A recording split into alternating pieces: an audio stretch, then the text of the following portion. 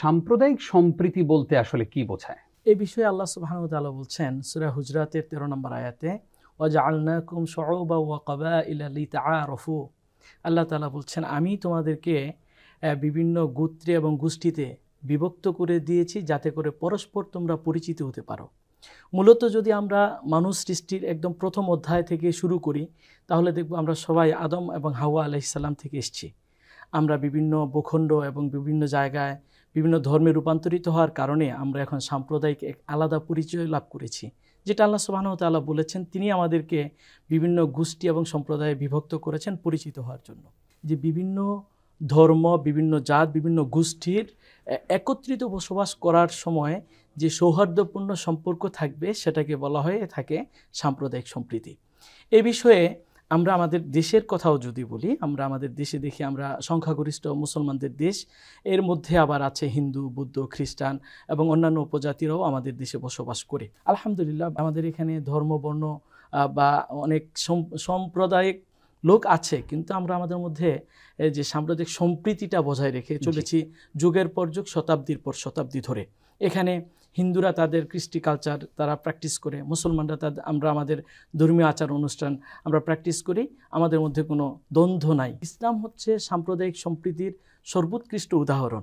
আল্লাহ সুবহানাহু ওয়া তাআলা পবিত্র কোরআনকে নাজিল করেছেন, তিনি বলেছেন কিতাবুন আনজালনাহু লিতুখরিজান নাসা মিনাজ-যুলুমাতি ইলান নূর। আল্লাহ তাআলা বলেছেন আমি এই কিতাবকে নাজিল করেছি মানুষকে, এখানে কিন্তু মুসলমানদেরকে বলেন নাই। আল্লাহ সুবহানাহু ওয়া তাআলা বলেছেন আমি মানুষকে অন্ধকারের, অজ্ঞতার অন্ধকার থেকে হেদায়েতের আলোর দিকে নিয়ে আসার জন্য কিতাবকে নাজিল করেছি। তার মানে আল্লাহ তাআলা আমাদেরকে যেই ধর্ম আমাদেরকে দান করেছেন এটা শুধুমাত্র মুসলমানদের জন্য নয়, বরং সমগ্র মানব জাতির জন্য, সমস্ত সৃষ্টিকুলের জন্য মানুষের কি আচরণ হবে এর জন্য আল্লাহ সুবহানাহু ওয়া তাআলা এই কোরআনকে পাঠিয়েছেন। ইসলাম ধর্মটা হচ্ছে শুধু মানব সভ্যতার সম্প্রীতি না, বরং সমস্ত সৃষ্টিকুলের সম্প্রীতির একটা ধর্ম হচ্ছে ইসলাম। আল্লাহ রাসূল সাল্লাল্লাহু আলাইহি ওয়াসাল্লাম হচ্ছে এর সর্বোৎকৃষ্ট উদাহরণ। দেখেন রাসূলুল্লাহ সাল্লাল্লাহু আলাইহি ওয়াসাল্লাম যখন দাওয়াতি কাজ শুরু করেন, আমরা সবাই এই ঘটনাটা জানি যে এক বৃদ্ধা মহিলা নবী সাল্লাল্লাহু আলাইহি ওয়াসাল্লামকে কষ্ট দেওয়ার জন্য ওনার পায়ে হেঁটে যাওয়ার রাস্তায় কাটা পুঁতে রাখতেন। আল্লাহ রাসূল সাল্লাল্লাহু আলাইহি ওয়াসাল্লাম মহিলাকে গালি দিতেন না, অবজ্ঞা করতেন না, নিজে কাটা সরাইয়া অথবা সেফলি পথে তিনি যেতেন। তো আল্লাহ রাসূল সাল্লাল্লাহু আলাইহি ওয়াসাল্লাম ওই মহিলা অসুস্থ হয়ে গেল, কিন্তু ওনাকে দেখতে গেলেন। তিনি বিধর্মী ছিলেন, মুসলিম ছিলেন না, কিন্তু তিনি দেখতে গেলেন। এটাই হচ্ছে সাম্প্রদায়িক সম্প্রীতির সর্বোৎকৃষ্ট উদাহরণ। আরেকটা যদি দেখি আমরা, বদর যুদ্ধে বন্দীদের সাথে কি আচরণ হয়েছে। সুবহানাল্লাহ।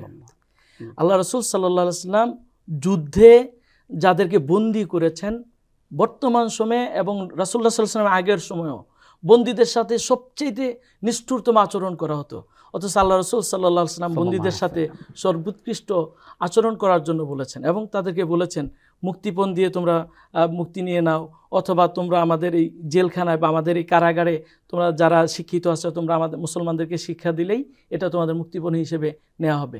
এবং তাদের সাথে এত সুন্দর আচরণ করেছেন, তারা যুদ্ধবন্দী থেকে যখন মুক্তি পেলেন সবাই ইসলাম গ্রহণ করলেন। সুবহানাল্লাহ।